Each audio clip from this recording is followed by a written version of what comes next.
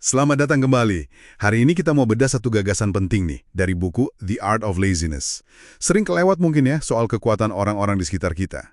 Sumber kita emang luas sih, bahas pola pikir, produktivitas gitu. Tapi kita spesifik soroti gimana lingkungan pergaulan itu, bisa banget ngebentuk kebiasaan kita, bahkan arah hidup kita. Coba deh, Anda pikirin sebentar. Siapa aja sih yang paling sering habiskan waktu sama Anda? Iya, itu pertanyaan kunci banget. Ternyata ini krusial loh. Ada kutipan bagus dari Jim Rohn, mungkin pernah dengar. Yang mana tuh? Anda adalah rata-rata dari 5 orang yang paling sering menghabiskan waktu bersama Anda. Ah, iya. Itu kuat banget pesannya. Kena banget ya. Artinya, ya kebiasaan mereka, entah itu soal kerja kerasnya, malasnya, cara mikirnya, optimis atau pesimisnya. Betul. Itu bisa nular ke kita. Dan seringnya nggak sadar gitu loh. Kita ini kan kayak sponge ya, nyerap aja gitu. Standar mereka, ekspektasi, energi positif atau negatifnya. Buku ini malah bilang lebih tajam lagi. Katanya salah satu alasan besar orang jadi biasa-biasa aja ya karena semua orang di sekitarnya juga biasa-biasa aja. Wah, Jadi lingkungan itu bisa bikin kondisi cukup baik atau biasa aja, itu jadi normal, padahal mungkin potensi kita lebih dari itu. itu menarik sekaligus agak bikin was-was ya. Berarti ada kemungkinan, misal kita mau lebih maju gitu, orang sekitar malah kayak nahan. Buku ini bahas itu juga nggak? Ya, disinggung juga. Kadang tuh tanpa niat jahat ya, lingkungan yang udah nyaman sama keadaan sekarang, itu bisa secara nggak sadar narik kita balik. Kalau kita mulai berubah, punya target lebih tinggi, itu bisa dianggap ganggu keseimbangan yang ada di grup itu. Oh gitu ya. Makanya, langkah pertama yang disaranin penulis itu kesadaran penuh. Sadar sama apa yang kita lakuin, sama pengaruh sekitar. Jadi aware dulu ya. Iya, satu-satunya hal yang dapat Anda lakukan adalah menyadari apa yang Anda lakukan, gitu katanya. Kalau udah sadar, baru kita bisa milih respons. Termasuk ya, belajar bilang enggak sama pengaruh atau ajakan yang nggak sejalan sama tujuan kita. Oke, kesadaran jadi kuncinya. Terus, kalau udah sadar nih, lingkungannya kurang oke, langkah praktisnya apa? Kayaknya nggak gampang ya buat ganti temen gitu aja. Emang nggak selalu gampang. Tapi penulisnya nekenin bahwa pentingnya ini. Pesannya jelas. Ubah lingkaran Anda untuk mengubah pemikiran Anda. Ada kutipan metaforis yang bagus banget menurut saya. Tutup jendela yang menyakitimu, tidak peduli seberapa indah pemandangannya.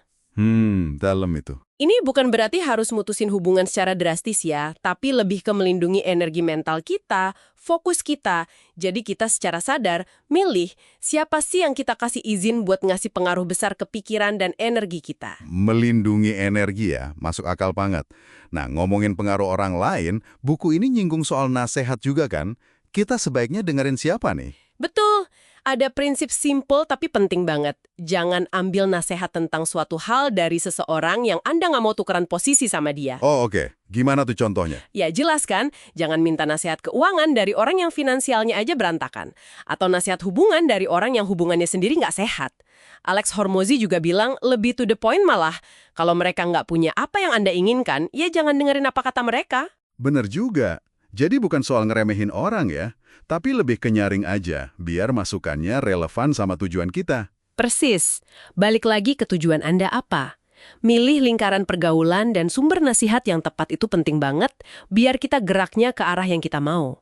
Buku ini ngingetin kita sama cerita klasik ayah, anak, sama keledai itu loh. Oh, yang didengerin semua orang malah jadi bingung sendiri itu ya? Nah, itu dia.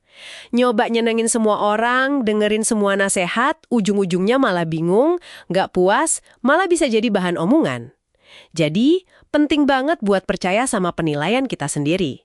Tentunya penilaian yang udah diisi sama masukan berkualitas dari orang-orang yang emang udah capai apa yang kita kagumi di area itu. Sip, jadi intinya jelas banget ya.